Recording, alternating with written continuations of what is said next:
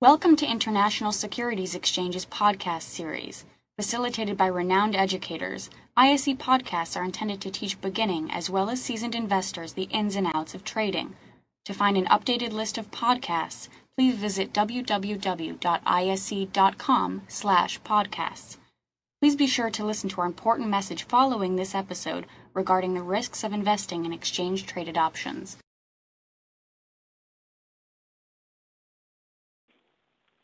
I won't spend time on this, but if you want to grab this and take a look at this, this is what I refer to as a symbiotic relationship, or what was the single currency zone argument.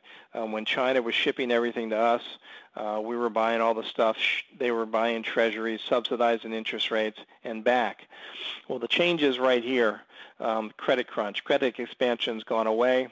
The U.S. consumer isn't buying stuff. Therefore, this whole symbiotic relationship is broken down. China isn't shipping stuff, so China is now relying on its government to stimulate their own economy. And again, you see that relationship here. The U.S. isn't buying as much stuff. They're not spending that money on imports, and they're saving. That hurts China.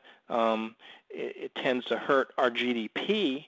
But if you look at it from a long-term basis and the ability to really have a pool of savings to pay back some of that debt, where the public sector, the government's throwing debt in the market, the private sector is starting to save to counteract that move. So that in and of itself tends to take a little bit of sting out of all that debt being thrown in the market on the public side of the fence. So where are we here?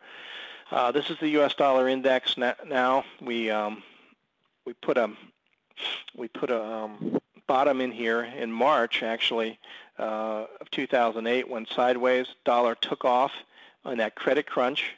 The credit crunch really became a fear factor right here. The dollar took off, as world reserve currencies do when there's major fear in the world. We've come all the way back and retraced 61% of this move. Now we have this idea of reserve status concern in the market. Whether it's real or not, it's definitely a sentiment factor, and the dollar right here could be at a territory where if it slips right through this support here, it could go down, test the lows. But guess what we have on the horizon? The question of whether or not China's growth is viable and whether the stimulus is for real. So I think we're very much at a zone in which we could see a powerful move up or a break to new lows in a very, very big way in here.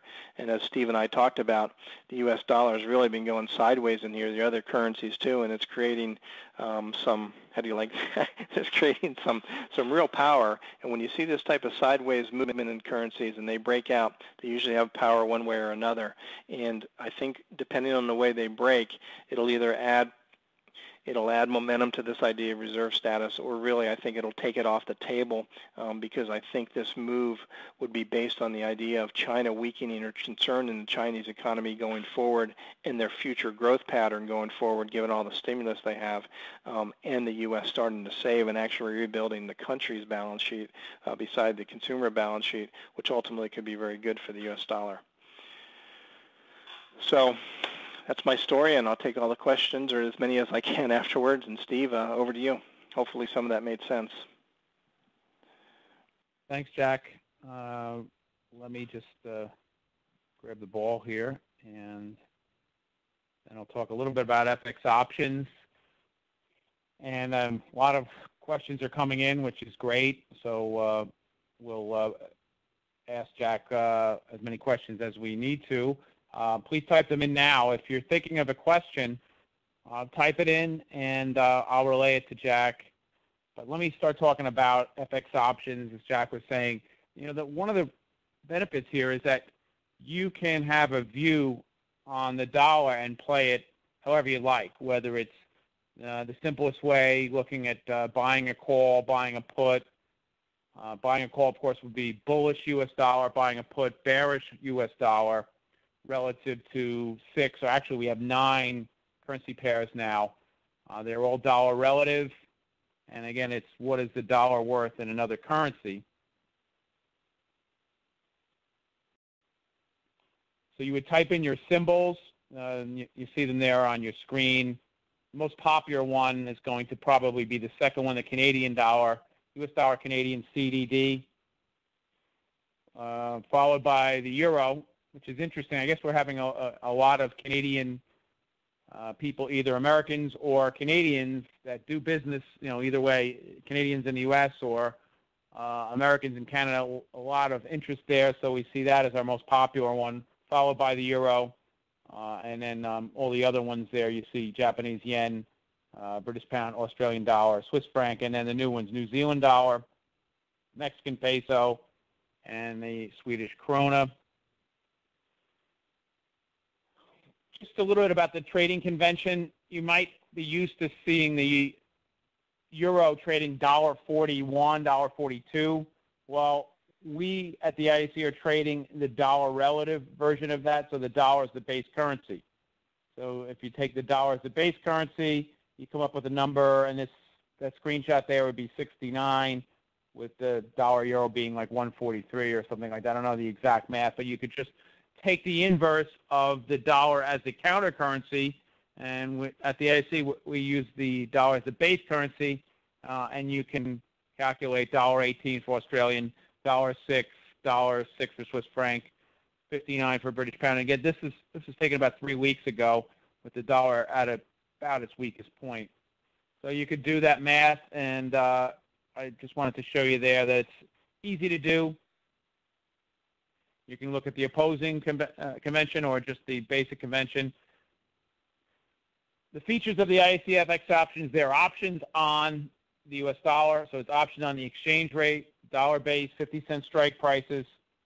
The premium is quoted in U.S. dollars. You can trade this right through your equity options broker. They're cash settled.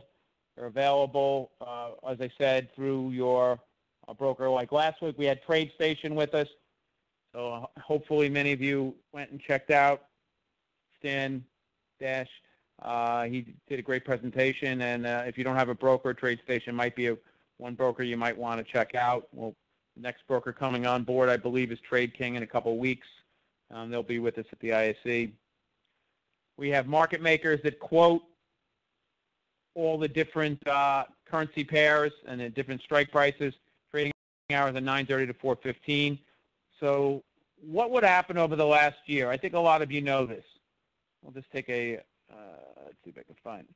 For those of you that believe in technical analysis, you might say, okay, well, we see sort of dollar rally pretty strongly here through last winter or early last winter. Then after that, the dollar, again, I'm looking at dollar CAD. The dollar went into a neutral trend.